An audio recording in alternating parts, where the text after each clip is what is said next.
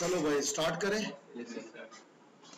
Okay, basically आज जो हमें पढ़ना है वो पढ़ना है सैस।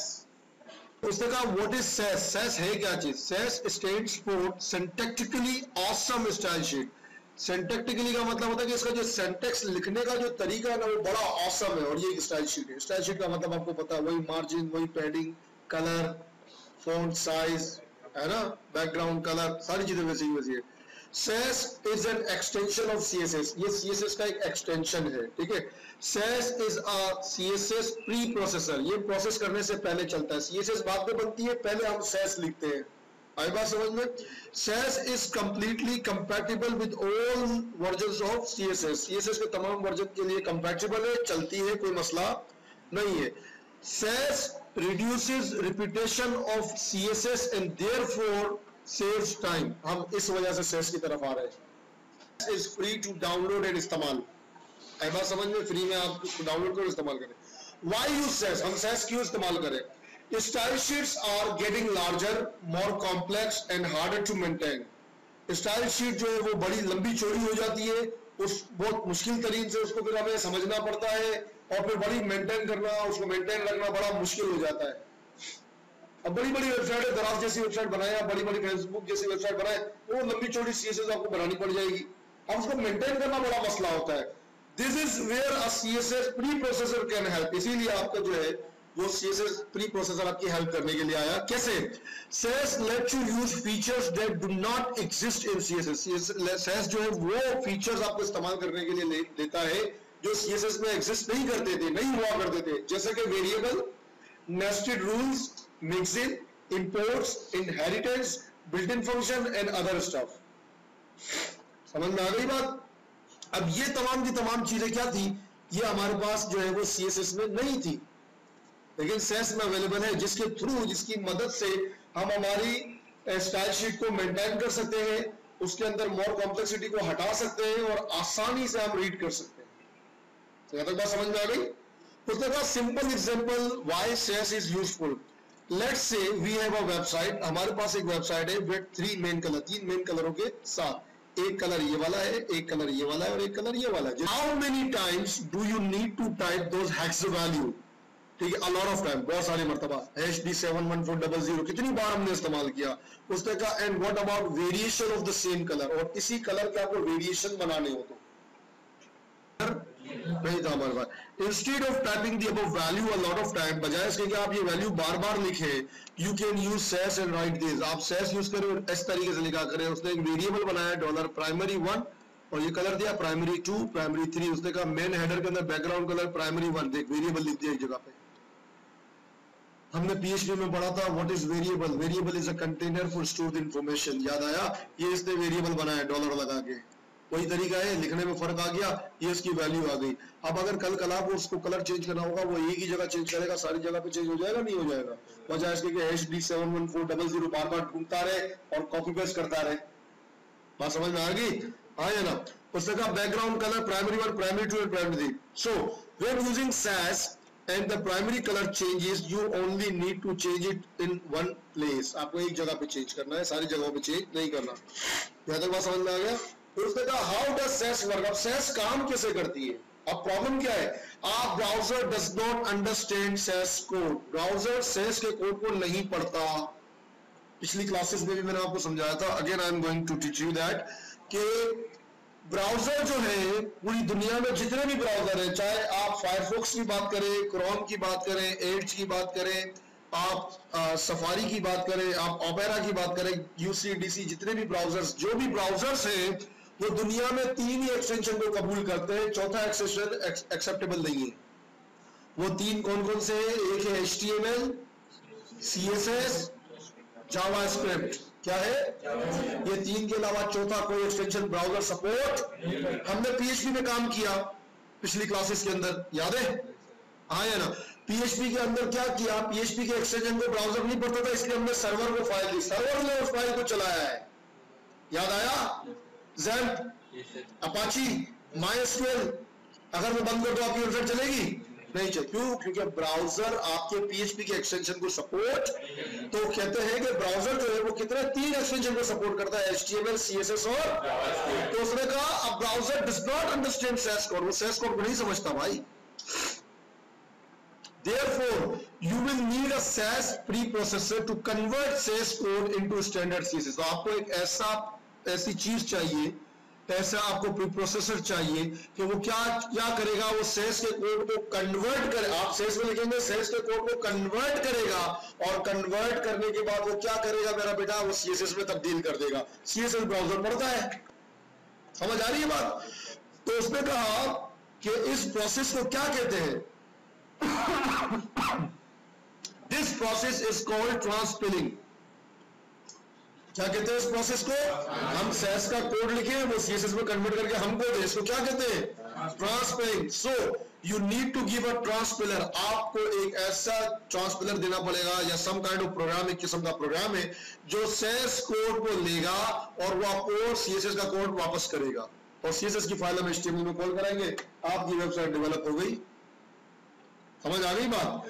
ट्रांसपिलिंग इज अ टर्म, कहता है कि ट्रांसपिलिंग का मतलब क्या? Transpiling is a term for taking a source code written in one language and translate into another language. अब से फाइल का जो टाइप होगा .scss, क्या टाइप होगा?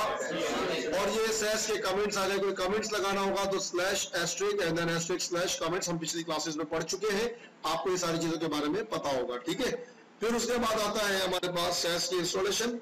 उसने कहा system requirement for Sass, operating system Sass is the platform independent है, browser support Sass work in Edge, Internet Explorer from IE8, ठीक है, Firefox, Chrome, Safari and Opera, based on Ruby on Rails, ये Ruby on Rails से मिला। आई बात समझ में? उसके बाद उसने कहा official Sass website, official Sass की वेबसाइट जो है वो ये ses-lang.com, यहां तक बात समझ में आ गई। उसने कहा इंस्टॉल सेस, उसने कहा there are several way to install Sass in your system, बहुत सारे तरीके हैं सेस को इंस्टॉल करने के। There are many application that will get you up and running with the Sass in a few moments for Mac, Windows and Linux, some of these are free but some are paid app. उसके बाद है variable. अब देखो variable का मतलब हम PHP में पढ़ चुके, मैं दोबारा पढ़ा रहा हूं। Variable are a way to store information that you can reuse later. Which says you can store information in a variable like string में सेव कर सकते हैं, numbers, colors, booleans, list and null। उसने कहा वेरिएबल बनाने का तरीकेकार क्या है? उसने कहा says uses डॉलर सिंबल, क्या यूज करता है?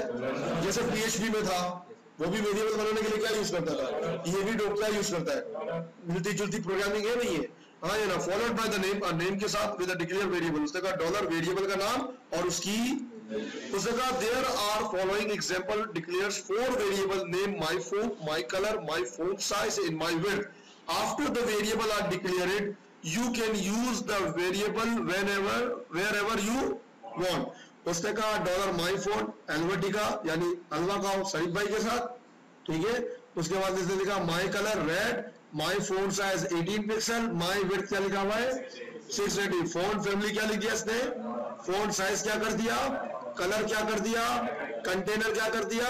सो when the Sass file is transpiled, जब ये ट्रांसपिल होगी, कन्वर्ट होगी, क्या होगी, कन्वर्ट होगी, इट टेक्स द वेरिएबल, और ये क्या लेगी, वेरिएबल लेगी माय फॉन्ट, माय कलर वगैरह वगैरह, और आउटपुट करेगी normal CSS with the variable value placed in the CSS में उसकी वैल्यू आ जाएगी, ये करेगा। आपने लिखना क्या है, और ये खुद ब खुद कन्वर्ट किसमें कर देगा, है कि नहीं है? ये सेस है। समझ में आ रहा है कुछ? ये क्या है हमारे पास, ये सेस, हमने लिखा क्या है, ये लिखा है, और ये क्या लिखा हुआ आ गया हमारे पास, ये आउटपुट आ गया, ये वेरिएबल है, याद रहेगी बात। फिर उसके बाद nested rules and properties let you nest CSS selectors in the same way as HTML। Look at an example of some SAS code for our sites navigation। ये उसने कहा नेविगेशन है, इसी के अंदर इसने कहा UL हो तो ये काम करेगा, LI हो तो ये काम करेगा, A हो तो ये काम करेगा, है कि नहीं है?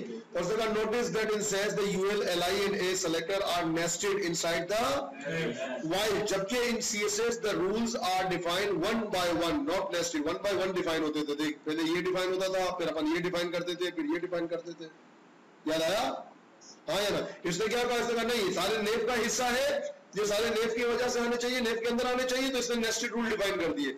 आई बात समझ में? Because you can nest properties in Sass, it is cleaner and easier to read the standard CSS. आप इसको इजीली पढ़ सकता है, ठीक है। सेस की nested properties, many CSS properties have the same prefix. शुरू का पहला वर्ड जो होता है वो सेम होता है। कुछ प्रॉपर्टीज सीएसएस के अंदर ऐसी है, like font family, font size and font weight, या text align, text transform and text overflow. अब देखो इसमें फॉन्ट का लफ्ज बार बार सेम है, इसको प्रीफिक्स कहते हैं। टेक्स्ट का लफ्ज बार बार सेम है, इसको क्या कहते हैं? प्रीफिक्स कहते हैं। क्या कहते हैं इसको? उसने कहा आप क्या करो, आप ये क्या करो, font family, Alphabetica sans serif, size 18 pixel, weight bold, text align center, transform and overflow. बजाय बिला वजह आप font family, font size, font weight लिखो, इससे बेहतर है कि आप इस तरीके से भी काम कर सकते। आप यहां तक बात समझ में आ गया? The Sass transmission will convert the above normal CSS to font family, Alphabetica certified, font size, font weight, text align, text transform और सेस ओवरफ्लो। वही काम किया इसने, बजाय इसके कि हम लंबी चौड़ी कहानी लिखे। यहां तक क्लियर हो गया? अब बारी आती है at the rate import and partial. ये बड़ा इंपॉर्टेंट चैप्टर है। Keeps the CSS code dry, don't repeat yourself. इसको ड्राई मेथड कहते हैं। क्या कहते हैं इसको? ड्राई मेथड का मतलब होता है डोंट रिपीट योर। आपने जो एक कोड लिखा है फॉर एग्जांपल, अगर वो मल्टीपल जगहों पे आपको इस्तेमाल करना है तो आपको बार बार कॉपी पेस्ट नहीं करना चाहिए। कोड एक ही जगह पे लिखा हुआ हो, चीज एक ही जगह पे लिखी हुई हो, और आप उसको जब मर्जी चाहे उसको कॉल कर सकते हैं, इस्तेमाल कर सकते हैं। तो one way to write DRY code is to keep related code file in separate file. तो इसका एक बेहतरीन तरीकेकार ये है कि आप उसकी सेपरेट फाइल बना दें। मिसाल के तौर पर आपके पास हेडर था स्टैंडर्डाइजर के अंदर, लेफ्ट कंटेंट था, साइड बार था, फूटर था, यही था। आपने इसी कहता है कि आप एक काम करो, हेडर की फाइल अलग बना दो, ठीक है, साइड बार की फाइल अलग बना दो, ठीक है, फूटर की फाइल अलग बना दो, लेफ्ट कंटेंट की फाइल अलग बना दो। हेडर की फाइल में सिर्फ हेडर की सीएसएस आएगी, साइड बार में सिर्फ है, फूटर के अंदर सिर्फ, लेफ्ट कंटेंट के अंदर सिर्फ। तो अब मसला ये हुआ है कि देखो ये तो बहुत छोटी छोटी चीजें हो गई ना। अब आजकल सारी वेबसाइट जो डेवलप होती है यार, वो बहुत बड़ी होती है, मतलब उनके अंदर जो डिटेलिंग है वो बहुत ज्यादा होती है। तो अब डिटेलिंग जब बहुत ज्यादा होती है तो डेफिनेटली काम भी बढ़ गया हमारे पास। आई बात समझ में? तो उसने कहा कि आप अलग अलग फाइलें बना लो और कोड लिखो, ताकि अगर कल कला को कोई चेंजेस भी आ जाए, जैसे हेडर में कोई चेंजेस आ गई तो आपने हेडर की सीएसएस की फाइल को खोला, चेंज किया, अल्लाह खैर सलाह, आपके सारे काम हो गए मेरे बच्चे। यहां तक बात समझ में आ गई? तो you can create small files with the CSS snippets to include in other SAS file. Example of such file can be reset file, variables, colors, fonts, font size. उसने कहा SAS importing files. अब SAS file import करता है। Import का मतलब होता है file कहीं बनी हुई है उसको इंपोर्ट करना, कॉल करवाना। Just like CSS, SAS also support @import directive. जैसे CSS करता था ऐसे ये भी करता है। The import directive allows you to include the content of one file in another. Import directive क्या करता है? आपको अलाउ करता है कि एक फाइल को दूसरी फाइल के अंदर या दूसरी फाइल को मेन फाइल के अंदर आप कॉल कर सकते हैं, ठीक है। तो उसने कहा था import directive allow you to include the content of one file in another. उसने कहा था CSS import directive has a major drawback. उसमें एक बड़ा major drawback था, वो क्या था? Due to performance issues. Performance के इश्यूज होते थे। कैसे? It creates an extra HTTP request each time you call it. जब भी सीएसएस कॉल होती थी, अगर उसमें इंपोर्ट होता था तो वो पूरी फाइल बाकायदा एक्स्ट्रा HTTP के साथ, उस URL के साथ दोबारा पूरी फाइल को लोड करता था, फिर आपकी फाइल लोड होती थी। पहले उसकी फाइल लोड होती थी, फिर हमारी। हमने टैब बोर्ड में किया था फोन की फाइल का, अगर आपको याद हो तो, इंपोर्ट करवाई थी हम लोगों ने। अब वो क्या करता है? पहले वो फाइल को लोड करेगा, यानी पूरी वेबसाइट को लोड करेगा, एंड देन आपकी CSS को लोड करेगा। तो ये बड़ा मेजर ड्रॉबैक्स था। उसने कहा कि हाउएवर, जबकि the SAS import directives include the file in the CSS, so no extra HTTP call is required at a runtime. जब SAS इस फाइल को कॉल करता है तो कोई एक एक्स्ट्रा HTTP रन टाइम पे नहीं चलाता। तो हमें सिर्फ एक ही फाइल चलानी होती है, जिसकी वजह से हमारी वेबसाइट और फास्टर हो जाती है और तेज हो जाती है और जल्दी खुलने लगती है। उसने कहा SAS import, इंपोर्ट के लिए हम लिखेंगे फाइल में, समझ में आ गया? जो भी फाइल हमने बनाई। अच्छा, टिप क्या है? You do not need to specify a file extension. आपको फाइल एक्सटेंशन डिफाइन करने की जरूरत नहीं है। SAS automatically assumes that you mean a .sass or SCSS, ठीक है, file. You can also import CSS file. The import directive imports the file, and any variable or bixin defined in the imported file can then be used in the main file. अब उसने कहा you may import many files. उसने कहा import variable की अलग file बनी हुई है, colors की अलग फाइल बनी हुई है, reset की अलग फाइल बनी हुई है. .scss लगाने की जरूरत है नहीं यहाँ पर. यहाँ तक बात समझ में आ गया? उसने कहा let's look an example. Let's assume we have a reset file called reset.scss that looks like this. इस तरह से HTML body UL OL सबका मार्जिन पैडिंग खत्म कर दे. क्या नाम रखा इसने? अब इसने अलग से फाइल बनाई हुई. ठीक है. उसने कहा and now we want to import the reset file into another file called standard CSS. इसने standard नाम रखा है. हम हमेशा style.css लिख देते हैं. याद आया कुछ? बात वही है. Here is how we do it. It is normal to add the import directive at the top of a file. This way its content will have a global scope. कैसे? उसने कहा @import सबसे पहले reset की file को call किया, फिर आपने अपनी CSS लिख दी. जब ये स्टैंडर्ड SCSS की फाइल जब रन होगी, ट्रांसपिल होगी, तो ट्रांसपिल होने के बाद क्या होगा? Standard CSS file transpiled and the CSS will look like this. तो पहले वो क्या करेगा? पहले वो आपकी रीसेट का काम करेगा और फिर आपका क्या काम करेगा बेटा? कोई सवाल समझ में आ रहा है कुछ? अब उसके बाद आती है बारी सैस पार्शल. पार्शल मतलब अब वो जो फाइल बनानी है हमें. अब एक प्रॉब्लम आता है हमारे पास यहाँ पर, जरा गौर से सुनिएगा. प्रॉब्लम क्या आता है? By default Sass transpiles all the .scss file directly. By default Sass transpile क्या करता है? All .css file directly. However when you want to import a file you do not need the file to be transpiled directly. अब वो कहता है कि आप जब ट्रांसपिल जो सैस क्या करता है, वो सारी SCSS की फाइल को ट्रांसपिल करेगा, कन्वर्ट करेगा, आपने अलग से बनाई उसको भी करेगा. तो हम क्या चाहते हैं कि हम ये चाहते हैं कि जो इंपोर्ट की हुई फाइल है उसको ना पढ़े, मेन फाइल को पढ़े. तो अब हम क्या करें? ऐसा क्या करना चाहिए कि जो सब फाइल आपने बनाई थी, हेडर की, साइड बार की, फूटर की, वो फाइलें ना पढ़े और मेन style.scss को पढ़े. क्योंकि ट्रांसपिल क्या करता है? वो तो हर एक्सटेंशन जिसका SCSS होगा उसको पढ़ेगा. हम नहीं पढ़वाना चाहते. तो उसने कहा Sass has a mechanism for this. Sass के पास इसका एक मैकेनिज्म है. क्या है? If you start the file name with an underscore Sass will not translate. आप जो फाइल पार्शल बनाते हैं उसके नाम के पहले अगर आप अंडरस्कोर लगा देते हैं तो फाइल पढ़ेगा नहीं, ट्रांसपिल नहीं पढ़ेगा, ट्रांसलेट नहीं होगी. वो क्या नहीं होगी? ये इसका अपना मैकेनिज्म है. Files name this way are called partial in Sass. इस फाइल को कहते हैं partials in Sass. So a partial Sass file is the name with the leading underscore file name. अब ये नहीं पढ़ेगा, ये कन्वर्ट नहीं होगी. सैस समझ जाता है कि यार ये पार्शल फाइल है, ये अधूरी फाइल है, ये कहीं ना कहीं कॉल होगी, कहीं ना कहीं कॉल होगी.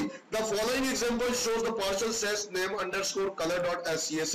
This file will not be translate directly to colors.css. एक वेबसाइट एक फाइल बनाई underscore colors.scss, my pink, my blue, my green, और इसके कलर कोड दिख दिए. ठीक है. Now if you import a partial file, अब जब आप पार्शल फाइल इंपोर्ट करते हैं, omit the underscore, अंडरस्कोर को हटा देंगे. देखिए इसने यहाँ पे हटा दिया है, रखा नहीं है.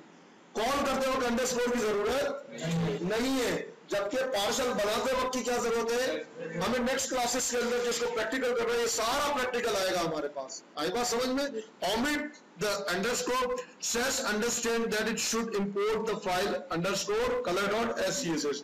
उसने कहा import colors, body, Helvetica, font size 18, color my blue. अब my blue कहाँ लिखा हुआ है? यहाँ तो कहीं नहीं लिखा हुआ वेरिएबल. वो किसमें लिखा हुआ है? डॉलर कलर्स की वेरिएबल में लिखा हुआ. देखो ये रहा, मिल गया उसको. हाँ या ना? यहां तक क्लियर हो गया. अब आ जाते हैं Sass mixing and include. Mixing and include का मतलब होता है कि मिक्सिंग का मतलब होता है फंक्शन बनाना. क्या मतलब होता है? क्या मतलब होता है? क्या मतलब होता है? फंक्शन बनाना. और इंक्लूड का क्या मतलब होता है? फंक्शन बने हुए फंक्शन को कॉल करना. Very nice. फंक्शन बनाना और फंक्शन को. आप देखिए मिसाल के तौर पर आपने कंसल्टिंग के ऊपर काम किया था, उसमें हमने ग्रेडियंट का पूरा कोड बनाया था. याद आया नहीं आया? अब बार बार हम कॉपी पेस्ट कर रहे हैं. इस तरह नहीं, सैस मना करता है इस तरह. मतलब ड्राई मेथड को यूज करो. Don't repeat yourself. उस तरह का mixing directive let you create CSS code that is to be reused throughout the website. आप जो है एक फंक्शन बनाते हैं CSS का ताकि आप उसको बार बार इस्तेमाल कर सके वेबसाइट के जरिए. उसने कहा था include directive is created to let you include the mixin. जो mixin बनाई गई है उसको शामिल कर सके, उसे कॉल करवा सके जहां आपको जरूरत होगा. क्या तक बात समझ में आ गया? फिर उसने कहा डिफाइनिंग अ मिक्सिन. मिक्सिन को डिफाइन करने के लिए उसने कहा mixing is defined with the @mixin directive. @mixin और फंक्शन का नाम और फिर जो CSS आपने लिखनी है वो CSS लिख दिया आपने. इसके the following example create a mixing name important text. उसने कहा @mixin इंपॉर्टेंट टेक्स्ट. एक फंक्शन बनाया जिसका नाम उसने क्या रखा हुआ है, और नाम आप कुछ भी रख सकते हैं, व्हाटएवर जो आपको अच्छा लगे. नाम में कोई केद नहीं कि यही रखना है, इस तरह का रखना है, उस तरह जैसा अच्छा लगे आपको. ठीक है. तो उसने कहा colour red, font size 25 pixel, font weight bold, border 1 pixel, solid and blue. उसने कहा a tip of hyphens and underscore in SAS. Hyphens and underscores are considered to be the same. This means that mixin important text and mixin important text are considered at the same mixin. वो same mixin को ही पड़ेगा. आई बात समझ में? उसने कहा using a mixing include. अब वो जो आपको यूज करना है जहां पर जिस प्रॉपर्टीज के अंदर, तो आप क्या लिखेंगे? इंक्लूड और मिक्सिन का नाम, जो फंक्शन बनाया था उसका नाम. So to include the important text mixin created above, उसने डॉट डेंजर बनाया और उसने कहा क्या इंक्लूड ये फंक्शन कॉल करवा दे जिसके अंदर सारा का सारा डिटेल लिखा हुआ है. The Sass transform will convert the above to normal CSS. क्या बनाएगा वो ये बना देगा. डॉट डेंजर, कलर हो जाएगा रेड, उसके बाद फॉन्ट साइज हो जाएगा 25 पिक्सल और फॉन्ट वेट हो जाएगा बोल्ड, बॉर्डर हो जाएगा ये और बैकग्राउंड कलर हो जाएगा ग्रीन. यहां तक बात समझ में आ गई? अब mixing can also include another mixing. Mixing के अंदर फंक्शन के अंदर फंक्शन आप कॉल कर सकते हैं, नो इशू. तो उसने कहा मिक्सिन बनाया special text, include important text, include link, include इसमें. अब ये क्या है, ये सारे फंक्शन कॉल कर रहा है एक फंक्शन के अंदर. आप फंक्शन के अंदर फंक्शन कॉल कर सकते हैं, कोई मसला नहीं है. यहां तक बात समझ में गया? Passing variable to a mixin. Mixin accept arguments with the way you can pass variable to a mixin. Here is how to define the mixin with the arguments. उसने कहा border, उसने एक $color width, इसको कहते हैं parameter. Parameter इसलिए कहते हैं कि इसके अंदर वैल्यू पास होगी जब फंक्शन कॉल होगा. जब फंक्शन तो वैल्यू पास होती है, इसीलिए इसको वेरिएबल नहीं कहेंगे. यहाँ पर क्या कहेंगे मेरा बेटा? पैरामीटर कहते हैं, आर्गुमेंट्स कहते हैं, पैरामीटर कहते हैं. ठीक है. तो उसने कहा माय आर्टिकल, इसने बनाया क्लास, उसने कहा इंक्लूड कर बॉर्डर. कलर क्या हो जाएगा? ब्लू. अब इसको क्या मिला? ब्लू, क्योंकि यहाँ पे क्या पास किया? ब्लू. इसके बाद क्या आया? ब्लू. इसने लाइन का कलर क्या कर दिया? उसने कहा 1 पिक्सल, विड्थ कितनी हुई? तो इसको क्या मिला? अब इसका माइंड नोट में सेम बॉर्डर की कलर चाहिए, लेकिन उसका कलर क्या हो जाएगा? रेड. अब इसको क्या मिला? फंक्शन एक ही है, देखो दो अलग अलग जगहों पे इस्तेमाल हो रहा है. फंक्शन एक ही बनाया उसने, पैरामीटर पास कर दिए, आर्गुमेंट्स पास कर दिए ताकि क्या करे वो उसकी वैल्यू को जो है वो चेंज कर सके. एंड 2 पिक्सल कर दिया. आई बात समझ में? Notice that the arguments are set as a variable. Variable का सेट कहलाता है. And then use as the value, और वैल्यू की तरह यूज होता है colour and width of the border property. After compilation the CSS will look like this. My article ये इस तरीके से लिखा हुआ आएगा, ये इस तरीके से लिखा हुआ आएगा. समझ आ रहा है? Very nice. उसके बाद default values for a mixing. Mixing की कोई डिफॉल्ट वैल्यू भी आप डिफाइन कर सकते हैं. For example mixin border colour blue होगा और विड्थ होगा 1 पिक्सल. उसने कहा border width and solid and then dollar colour. Width क्या है? 1 पिक्सल आपने पहले डिफाइन कर दी, आपको चेंज नहीं करनी है, एक रही रहेगी, तो हमने यही रखा. आई बात समझ में? Then you only need to specify the value that change when you include the mixin. उसने कहा include border डॉलर कलर, और क्या हो जाएगा इसका? ऑरेंज हो जाएगा. आप इस तरीके से भी कर सकते हैं. Using mixins for vendor prefix. Vendor का मतलब क्या होता है? Another good use of mixin is for vendor prefixes. Vendor prefixes जैसे क्रोम है तो उसका एक प्रीफिक्स है हाइफन वेबकिट, और फायरफॉक्स है तो उसका भी एक प्रीफिक्स है हाइफन मोज. अपन ने यूज किया हुआ था CSS के अंदर. CSS के अंदर अपन ने यूज किया है, याद आया? उसने कहा वेबकिट प्रॉपर्टी ट्रांसफॉर्म प्रॉपर्टी. उसने कहा WebKit transform dollar property, MS transform dollar property, transform dollar property. माई बॉक्स के अंदर इंक्लूड किया ट्रांसफॉर्म का इसने फंक्शन को कॉल किया और प्रॉपर्टी के अंदर से क्या किया, रोटेट 20 डिग्री होगा, तो इन सब के बाद क्या लिखा हुआ जाएगा, rotate. After compilation the CSS box will like this. समझ में आ गया। फिर एक आखिरी चीज रहती है हमारे पास, एक्सटेंड एंड इनहेरिटेंस। अब एक्सटेंड एंड इनहेरिटेंस का मतलब क्या है इसका, Sass extend directive. The extend directive let you share a set of CSS properties from one selector to another। अब हम इसको CSS में ग्रुपिंग कहते थे, H1, H2, पैराग्राफ, सबको बोल्ड कर दे, सबको ये कर दे, सबका साइज बड़ा कर दे, कलर रेड कर दे, याद आया, कॉमा लगा ताकि बार बार सेम प्रॉपर्टीज हमें ना लिखनी पड़े। यही चीज यहाँ पे, the extend directive is useful if you have almost identically styled element that only differ in some small detail। the variable बना है dot basic, border, padding, text align, font size, cursor, button report में से क्या किया, extend कर dot button basic। कौन सी class इसने लगा दी, इसके अंदर ये रिपोर्ट के अंदर ये क्लास लगा दी। डॉट बटन सबमिट के अंदर भी क्या किया, रिपोर्ट बेसिक। अब जब ये ट्रांसफॉर्म होगा और रिपोर्ट और बटन इन सब में ये चीजें सेम हो, समझ आ गई बात, कोमा लगा के इन सब चीजों में ये चीज सेम हो। फिर बटन रिपोर्टेड, बैकग्राउंड का कलर दिया red, and now see this, चीजें खुद ब खुद चलेंगी। ये थी हमारी आज की क्लास।